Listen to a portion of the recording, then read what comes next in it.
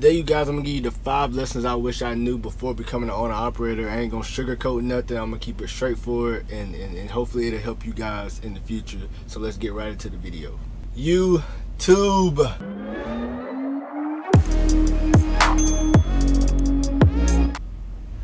Y'all, I ain't did a sit down video in a minute. I'm looking good, I'm feeling good. I got a little pimple right here, so I ain't looking too good, but you know, I'm feeling real good, you guys. But I got some notes right here. I got 5 topics that I want to talk to y'all about, things that I wish I would have known before I got into the game, and things that I've learned and stuff like that, of course. But the first one is, it's not just about the money, it's about the cost. So we see a lot of owner operators, they bringing in $8,000, $7,000, even $6,000, a week. Yeah, it's possible to bring in that much a week. But the thing about it is, what are you bringing home? You got fuel, you got maintenance, you got taxes for that's the big thing. Make sure you set aside money for taxes. And while we're on taxes, try to set aside, I do 25% of every paycheck that I make. So everything I bring home, I set aside 25%, and I try to work off that. Now, I may fluctuate it depending on my spending, but I'm not an accountant, so y'all talk to an accountant about that. But yeah, so fuel, maintenance, taxes. What else I got on here? Tolls, breakdowns. I don't know if I said that already, but breakdowns is a big one. You got to get them PMs done. You got to get new tires every so often. It's a lot of things you have to factor in. Don't just look at the big number. Always think about, how can I save money? Am I gonna take the tollway, or am I gonna take the back highway? You know what I'm saying? Always try to be methodical about it and be very involved in your finances. Don't let your finance overtake you. Always, every week, crunch your numbers, look at your numbers, because the money gonna be coming in, but if you ain't paying attention to what's going out, you'll end up being at a loss, and you ain't even realize you was at a loss. So always be on top of your numbers, you guys. That's the number one. That's probably the number 2 biggest thing on this list. But let's get to the second one. Next thing, and this is the obvious one, of course, you're not just a driver no more, especially if you come from company. I know a lot of people come off the streets and go straight into it, but you're not just a driver no more. You are a business owner. You have to think like a business owner. Now, that's one thing that I feel like I had to learn, but it wasn't too hard. You know what I'm saying? And maybe it's just something that came to me. I don't know. I've never really had a lot of people in my family as a business owner. I had some people, but not a lot of people that I can look up to and stuff like that as a business owner. But it's something that you have to learn. I've owned my business almost 2 years now, and at the beginning it was hard, but I was with Prime Inc. at first, so they kind of made it easy. They kind of coddled you, and that's another reason why I left Prime, but we ain't gonna speak on that. But yeah, you're not just a driver no more. You're booking your own loads unless you have a dispatcher. I personally book my own loads because I like to keep that little money in my pocket. I don't want to share it with nobody. I'd rather learn it on my own.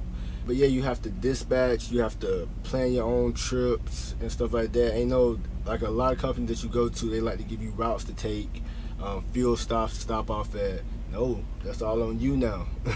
You freeballing it out here. You going, you got to make the decision. You are the business owner. You have the ability to scale it if you want to add in, employees, trailers, all that good stuff. That's what I mean by scale. But me personally, I had to shift my mindset relatively fast, and eventually I got it. It took me probably I would say it took me a year. It took me a solid year to really get it. Now, booking loads, it took me about 6 months. I'm just now getting it, and I've been here a year, but I'm just now really getting it. 6 months, it got easier, but now I'm pretty much 85% good. So I'm learning how to run my business, you guys, and that's going to be the biggest learning curve coming from a company driver going over to an owner-operator. Don't be scared. It's okay, you guys. You're going to learn, and you're going to make a lot of mistakes. A lot of mistakes. But, you just keep going. You don't give up, y'all. Don't give up. You'll learn eventually how to manage your business and how to run everything, but don't get overwhelmed at first, because it can be overwhelming. big thing, I already talked about it in the first topic, but maintenance will make or break you. Maintenance will make or break you. Take care of your truck. A lot of people come from company drivers. It's a big transition. Truck breakdown, they taking care of it. You want to go to the Blue Beacon and get a wash, they taking care of it. You know, you need some headlights, they'll reimburse you. Different things like that, like headlight bulbs, and they'll reimburse you. I don't think about the whole assembly. I don't think they'll pay for the whole assembly, but you need a headlight bulb, they'll reimburse you. A lot of things they'll take care of, but now it's all on your shoulders. It's all based off what you gonna do. You know what I'm saying? But always change your oil. If you're a new owner operator, between 14 and 16,000 miles is when I change my oil. So you can take that and run with it if you want to. Also, make sure you do your pre-trips. A lot of guys don't like to do their pre-trips or post-trip. I prefer to do a post-trip, and then I walk around in the morning for my pre-trip. I just double check, but I log my post-trip, and then, you know, I just get up and roll. Cause you only really got to log one of them from what I hear and from what the company I'm leased to says. But always do your post-trip and pre-trip, you guys. Catch that coolant leak early before you get on the highway, you get down the road, and it's leaking. It's better to let the broker know, hey, I have a leak on my truck. I'm finna get it fixed right quick. I'm in the shop right now. I just checked in, yada, yada, yada. Oh, okay, cool. You may have a late fee, but you never know. They might be like, well, I understand you got a breakdown. If the late fee's $200, I might pay you $100. Now, would that happen? It's probably a 5% chance that they'll do that. But I'm just saying, don't panic and stuff like that, but always take care of your truck. Keep the maintenance up on your truck. It's going to hit your pockets. It's going to hurt to take care of your truck, but it will pay off in the long run. It keeps you moving. This is your home. This is your baby. You know, you put a lot into it. Take care of it. Another good one right here. You will have some slow weeks, so be ready. Some very slow weeks. It's times where, especially when I was first starting out, man, I would take a load up to like the top of Vermont, paying good. You know, high twos going up there. I'm like, okay, cool. I'm up here in Vermont.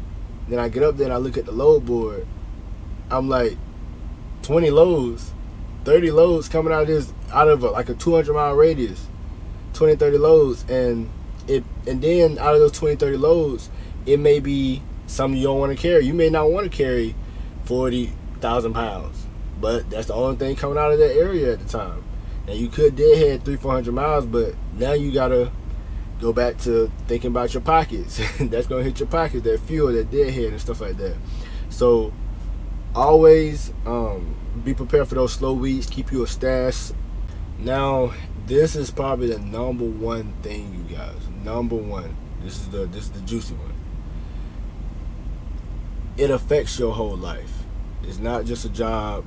It's not just a business and stuff like that. This is something that's very serious, and you need to communicate that with your spouse and make sure they're on board with it.